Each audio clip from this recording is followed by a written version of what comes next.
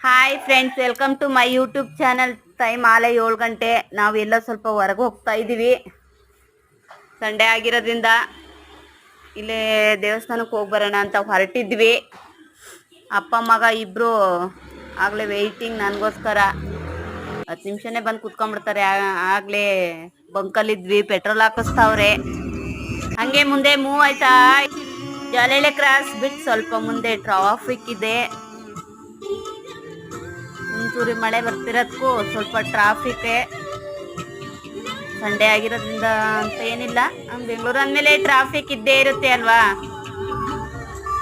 ಸ್ವಲ್ಪ ಟ್ರಾಫಿಕ್ಕು. ಮತ್ತೆ ಕಾಫಿ, ಎಲ್ಲರದು ಕಾಫಿ ಆಯ್ತು ಫ್ರೆಂಡ್ಸ್. ನಮ್ದು ಇನ್ನೂ ಇಲ್ಲ, ಮಾಡಬೇಕು.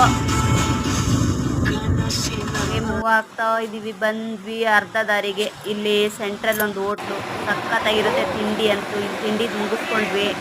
ತುಂಬ ಚೆನ್ನಾಗಿರುತ್ತೆ ತಿಂಡಿ.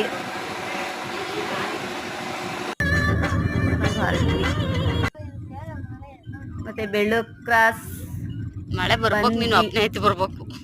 ಅದ್ದಿನಕಲ್ಲು ಆಂಜನಪ್ಪನ ಬೆಟ್ಟ, ಅಲ್ಲಿಗೆ ಹೋಗ್ತಾ ಇದ್ವಿ.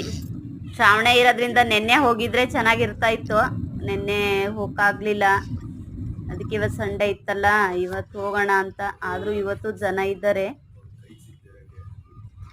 ಎಲ್ಲ ಅರ್ಕೆ ಮಾಡ್ಕೊಂಡಿರ್ತಾರಲ್ವಾ. ಇವತ್ತು ಸಂಡೇ ಆಗಿರೋದ್ರಿಂದ ಎಲ್ಲ ನಾನ್ ವೆಜ್ ಮಾಡೋರು, ಮರಿವರ್ದೆಲ್ಲ ನಾನ್ ವೆಜ್ ಮಾಡೋರು ಇವತ್ತು ಮಾಡ್ತಾರೆ. ಅರ್ಕೆ ತೀರ್ಸೋರು. ಶ್ರಾವಣ ಟೈಮ್ ಸ್ವಲ್ಪ ಜಾಸ್ತಿ, ಅದರಲ್ಲೂ ಸಂಡೇ ಜಾಸ್ತಿ.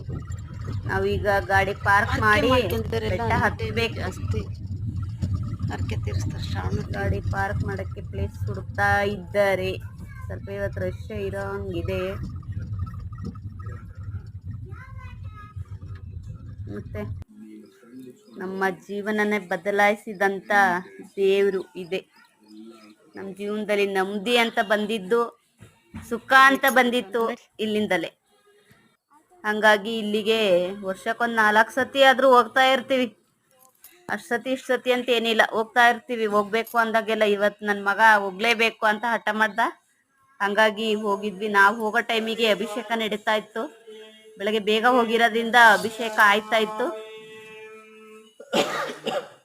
ಅಭಿಷೇಕ ಆದ್ಮೇಲೆ ಪೂಜೆ ಎಲ್ಲ ಮಾಡ್ತಾರೆ.